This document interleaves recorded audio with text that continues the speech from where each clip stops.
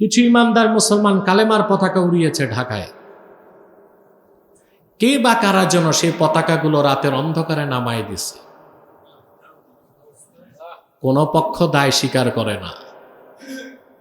ইসলামের মূল মন্ত্র কালেমা তাইয়্যিবা খচিত কালেমার পতাকা, এটা কোনো মুসলমান নামাতে পারে না। ব্রাজিলের পতাকা থাকবে, আর্জেন্টিনার পতাকা থাকবে, এতে দোষ নাই, এতে স্বাধীনতার ক্ষতি হয় না, এতে বাংলাদেশের পতাকার অবমাননা হয় না। কিন্তু ইমানের মূল মন্ত্র কালেমা খচিত পতাকা উড়ালে এখানে বাধা দেওয়া হয়। কারা করছে? সরকারকেই খুঁজে বের করতে হবে। এই যে শুরু হয়েছে বিশ্বকাপ খেলা, পৃথিবীতে প্রায় 200-এর কাছাকাছি দেশ আছে না? বাংলাদেশ ছাড়া আর পৃথিবীর কোন দেশটা এরকম দেখাতে পারবেন যে দেশে বিশ্বকাপ খেলা নিয়ে এতটা পাগলামি হয়, উন্মাদনা হয়? আছে? ভাত খেতে ভাত পায় না, গরু বিক্রি করে ব্রাজিলের পতাকা বানায়। 18 সালের বিশ্বকাপ খেলায় 22 সালে কাতারে যেটা হয়েছিল না, তখন তো বাংলাদেশে ব্রাজিল ভক্ত স্বামী আর্জেন্টিনা ভক্ত স্ত্রীরা তালাক দিয়ে দিছে।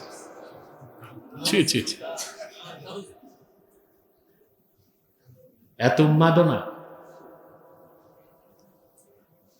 বিভিন্ন তোরণে, বিল্ডিংয়ে, গাছের মাথায় ব্রাজিল আর্জেন্টিনার পতাকা ছেয়ে গেছে বাংলাদেশ। তোমরা এই খেলা বুঝলা, ঘোড়ার ডিম, একবারও তো বিশ্বকাপে যেতে পারলা না। এত উন্মাদনা কেন? শরীর চর্চা বিনোদনের জন্য শরীয়তের শর্ত রক্ষা করে খেলাধুলা করা জায়েজ আছে, কিন্তু সেটা উন্মাদনায় পরিণত হতে পারবে না, সেটার সাথে জুয়া থাকতে পারবে না, সেটার সাথে বেহায়াপনা থাকতে পারবে না। পারবে? বড় দুঃখ পেলাম, কিছু ইমানদার মুসলমান কালেমার পতাকা উড়িয়েছে ঢাকায়। কে বা কারা যেন সেই পতাকাগুলো রাতের অন্ধকারে নামায় দিছে। কোন পক্ষ দায় স্বীকার করে না। ইসলামের মূল মন্ত্র কালেমা তাইয়্যিবা খচিত কালেমার পতাকা, এটা কোনো মুসলমান নামাতে পারে না।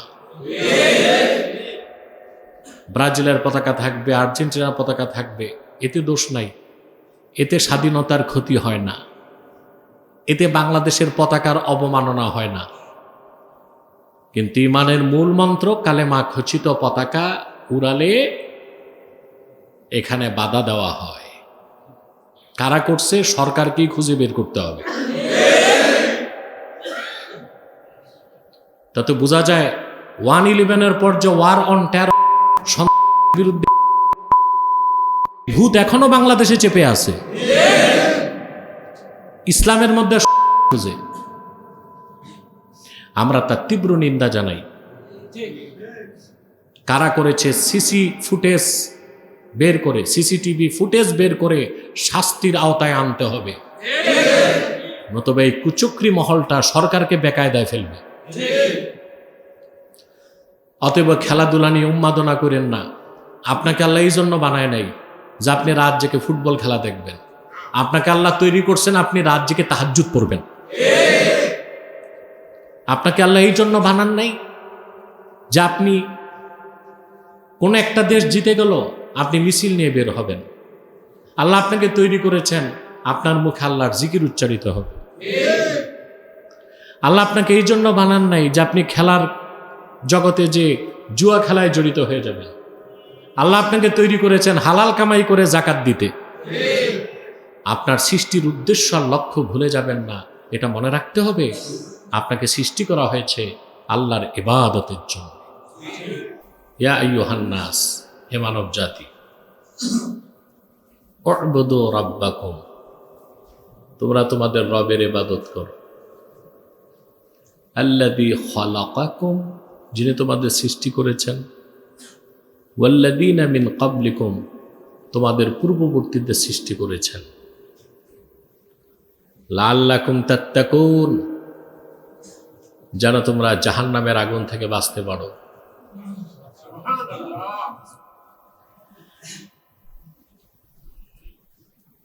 প্রতিটা মানুষের জীবনে একটা দর্শন থাকে,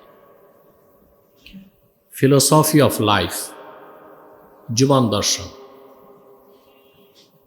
স্বাভাবিক কোনো মানুষ যদি চিন্তাশীল হয় তো তার মধ্যে প্রশ্ন আসে, আমি কে, আমার কি পরিচয়। দ্বিতীয় প্রশ্ন আসে, আমি কোত্থেকে, আমার উৎস কি। তৃতীয় প্রশ্ন আসে, কেন, আমি অস্তিত্বে আসলাম কেন। কয়টা? কি, কেন, কোথা থেকে। কি, কেন, কোথা থেকে। এখন কোরআন সুন্নাহকে বাদ দিয়ে আপনি যদি প্রচলিত দর্শনকে প্রশ্ন করেন, দর্শন বুঝেন, ফিলোসফি, প্রচলিত দর্শনকে প্রশ্ন করেন, ফিলোসফিকে, যে আমি কে, তো ওরা আপনাকে এমন সব পরিচয় দিবে যে আপনি নিজেকে মানুষ বলে পরিচয় দিতেও দ্বিধাগ্রস্ত হয়ে যাবেন। যেমন কোন একজন দার্শনিক বলেছে, মানুষ হচ্ছে যৌন নির্ভরশীল একটা জীব। নাউজুবিল্লাহ। মানে ওই দার্শনিকের মত হচ্ছে মানুষ সৃষ্টি হয়েছে এই একটা কাজের জন্য।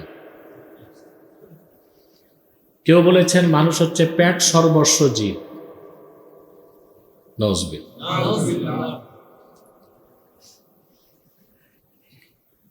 কোন দার্শনিক তো এরকমও বলেছে যে মানুষ নিজেও ইতর প্রাণী, তবে বুদ্ধিমান। নাউজুবিল্লাহ। এই সমস্যাগুলো কেন হলো? যীশু খ্রিস্টের জন্মেরও প্রায় 350 বছর আগে গ্রিক একজন দার্শনিক ছিল, সক্রেটিস। নাম শুনেছেন? তার একটা বিখ্যাত উক্তি আছে, নো দাই সেলফ, নিজেকে চেনো, নিজেকে। সক্রেটিস আস্তিক ছিল, কিন্তু মুসলিম ছিল না। আল্লাহর একত্বের বিশ্বাস তার ছিল না। সে নিজেও অগ্নিপূজারী ছিল। তা এত সুন্দর কথাটা কোথায় পেল? সক্রেটিসের যেখানে যে কথাটা পেয়েছিল সেটা ছিল গ্রিসের ডেলফি মন্দির। ওই মন্দিরে সেই লেখাটা দেখেছিল, নো দাই সেলফ, নিজেকে চিনো। সেখান থেকে সে কথাটা পেয়েছে। আর প্রশ্ন হচ্ছে, প্রাচীন গ্রিসে সব ছিল পৌত্তলিক, মূর্তি পূজারী, অগ্নি পূজারী। তারা এই সুন্দর কথাটা কোথায় পেল? প্রশ্ন আসে না? এটা আমি আবার চিন্তা ভাবনা করে পেলাম, ওই সময়টা ছিল আল্লাহর পয়গম্বর দানিয়াল আলাইহিস সালামের যুগ। দানিয়াল, খ্রিস্টানরা বাইবেলে যাকে ড্যানিয়েল বলে, কি বলে? আসল ওনার নাম ছিল দানিয়াল। পারস্যের রাজা নেবুচাঁদনেজার, বখতেনসর যাকে বলা হয়, তখন প্রচুর বনি ইসরায়েলের আলেম ফিলিস্তিন থেকে সমুদ্র পথে চলে গিয়েছিল গ্রিসে। তাদের মাধ্যমে ডেলফি মন্দিরে কথাটা এসেছিল, নো দাই সেলফ, নিজেকে জানো, নিজেকে চিনো। তাহলে বোঝা যায় এই দামি কথাটা সক্রেটিসের আবিষ্কার না, এটা না কোনোভাবে আসমান থেকেই এসেছিল। বুঝেন নাই? কিন্তু এই কথার উপর গড়ে উঠল দর্শন শাস্ত্র। পরবর্তীতে ইহুদি ধর্ম বিকৃত হয়ে গেল, খ্রিস্টান ধর্ম বিকৃত হয়ে গেল। গ্রিকের দার্শনিক বা মানুষদের কাছে আসমানি কোনো এলম পৌঁছল না। বাস এতটুক কথা, নো দাই সেলফ, নিজেকে চিনো, এই কথার উপর দর্শন শাস্ত্র গড়ে উঠল। ফলটা কি হইল? নিজেকে চিনতে চিনতে মানব জাতি দর্শন চর্চা করে সক্রেটিসের উত্তরসূরি মিস্টার ডারউইন খুঁজে পেল যে সে একটা বানর। চিনছে। কি চিনছে? আপনি এটা জানেন না? চার্লস ডারউইন বলেছিল দ্য থিওরি অফ এভলিউশনে, বিবর্তনবাদ তত্ত্বে, মানুষ বিবর্তনের মাধ্যমে বানর থেকে মানুষ হয়েছে।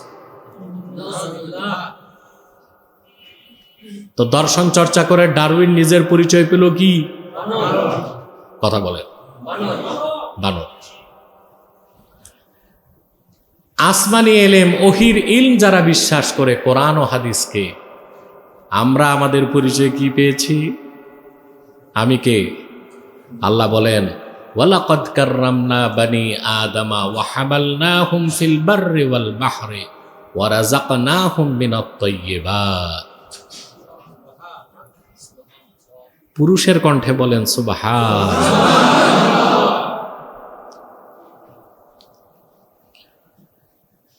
আমরা জবাব পেলাম, আমাদের পরিচয় পেয়েছি, আত্মপরিচয়। আল্লাহ বলেন আমি মানব জাতিকে সম্মানিত করেছি, জল এবং স্থলে তাদেরকে কর্তৃত্বশীল করেছি। শুধু কি তাই? আল্লাহ বলেন ওয়াসাখখারা লাকুম মা ফিল আরদি জামিয়া, এই ভূপৃষ্ঠে যা আছে সব তোমাদের জন্য মুসাখখার, তোমাদের নিয়ন্ত্রণাধীন করে দিলাম।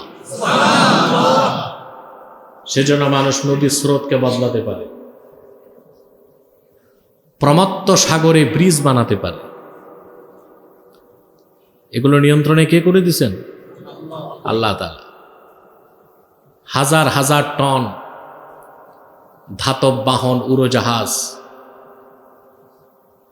শত শত মানুষ নিয়ে বাতাসে উড়ে, এই নিয়ন্ত্রণাধীনটা কে করে দিয়েছেন? আল্লাহ তাআলা। আমরা আমাদের পরিচয় পেলাম, আমরা কে? আমরা আল্লাহর শ্রেষ্ঠ সৃষ্টি। আর কোরআন হাদিস যেখানে নাই, দর্শন আছে, বিজ্ঞান আছে, ওরা পরিচয় খুঁজে পাইছে কি?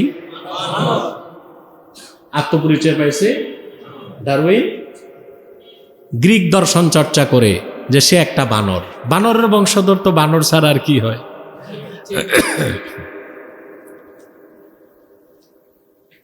দ্বিতীয় প্রশ্ন, আমার অরিজিন কি? আদি উৎস কি? আমার আদি উৎস কি? আমরা কোরআন কারীম থেকে জবাব পাই। আল্লাহ পাক বলেন ওয়াকুলনা ইয়া আদামু উসকুন আনতা ওয়া যাওজুকাল জান্নাতা ওয়া কুলা মিনহা রাগাদান হাইথু শি'তুমা ওয়া লা তাকরাবা হাযিহিশ শাজারাতা ফাতাকুনা মিনাজ জালিমিন। আল্লাহ পাক বলেন আমি আদম আর হাওয়াকে বললাম তোমরা বেহেশতে বসবাস করো পরম আনন্দে, যা খুশি তা খাও প্রাচুর্যের সাথে। সুবহানাল্লাহ। জান্নাতে খাবারের কোনো লিমিটেশন দুনিয়ায় আছে। জান্নাতে যত খুশি তত খাওয়া যাবে, ঢেকুর দিবে হজম, তো খাইতে সমস্যা কি? আর দুনিয়াতে বেশি খেলে হার্ট অ্যাটাক, ব্রেন স্ট্রোক, বিভিন্ন সমস্যা হয় কি না?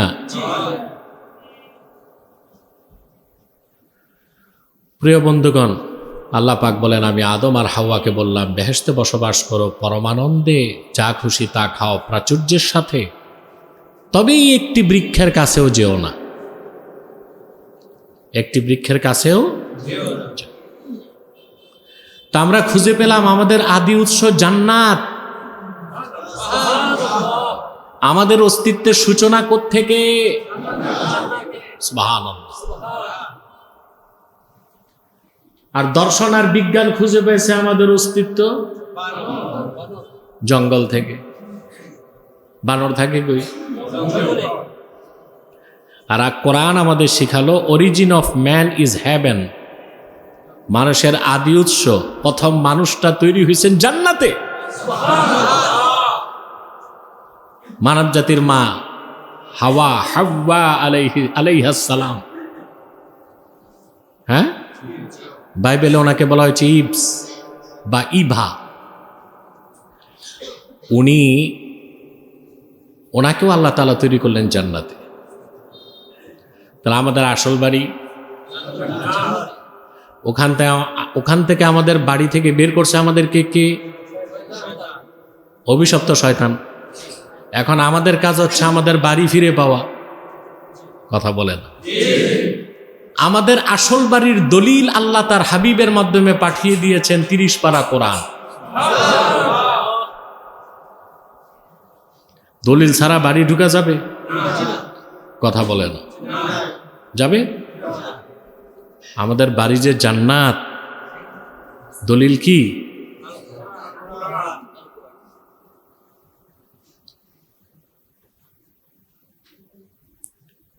আমাদের বাড়ি হচ্ছে জান্নাত, ওটি তো আসল বাড়ি। এখানে যার বাড়ি বরিশাল, যে জিজ্ঞেস করে আপনার বাড়ি কই, ও কি বলবে? নারায়ণগঞ্জ না বলবে পট্টিয়াখালী? যার বাড়ি নোয়াখালী, বাড়ি কই? সে বলবে সাটকিল হাডারি বাড়ি। ঠিক কিনা? আসল বাড়ি তো ওইটাই বলবে। থাকে আমাদের এলাকায় ব্যবসা বাণিজ্য চাকরি সব আছে, কিন্তু আসল বাড়ি ওইটাই বলবে। আমাদের আসল বাড়ি আমরা কোত্থেকে? Origin of man is heaven. মানুষের আদি উৎস হযরত আদমের সৃষ্টি কোথায়? তো দুইটা প্রশ্নের উত্তর পেলাম, কে, কোত্থেকে। এখন প্রশ্ন হচ্ছে কেন আমরা অস্তিত্বে আসলাম? কেন? এই জন্য যে আমরা খাবো দাবো, আনন্দ ফুর্তি করব, মौज মাস্তি করব, আর রাত জেগে বিশ্বকাপ খেলা দেখে হাততালি দিতে দিতে ঘুমায় যাব ফজর নামাজ বাদ দিয়া? তাই তো করতেছি আমরা। আল্লাহ তাআলা কোরআন কারীমের মধ্যে বলেন, আফা হাসিবতুম আন্নামা খালাকনাকুম আবাথা ওয়া আন্নাকুম ইলাইনা লা তুরজাউন। মানুষেরা, তোমরা কি ধারণা করেছ আমি তোমাদের এমনি এমনি সৃষ্টি করেছি আর আমার কাছে তোমাদের ফিরতে হবে না? আল্লাহ কি বেহুদা সৃষ্টি করছেন না কোনো কারণে সৃষ্টি করছেন? আল্লাহ তাআলা অন্যত্র বলেন, আওলা লাকা ফাআওলা থুম্মা আওলা লাকা ফাআওলা আয়াহসাবুল ইনসানু আইয়ুতরাকা সুদা। মানুষ কি ধারণা করে তাকে এমনি এমনি ছেড়ে দেওয়া হবে? তাকে আখেরাতে উঠতে হবে না, হিসাব দিতে হবে না, তার সৃষ্টির কোনো লক্ষ্য নাই, উদ্দেশ্য নাই? বিষয়টা কি এরকম? কে, কোত্থেকে? তৃতীয় প্রশ্ন কি? আল্লাহ বলে দিয়েছেন কোরআন কারীমে, ওয়ামা খালাকতুল জিন্না ওয়াল ইনসা ইল্লা লিয়াবুদুন। আমি জিন আর মানুষকে সৃষ্টি করেছি কেবলমাত্র আমার ইবাদতের জন্য। বলেন সুবহানাল্লাহ।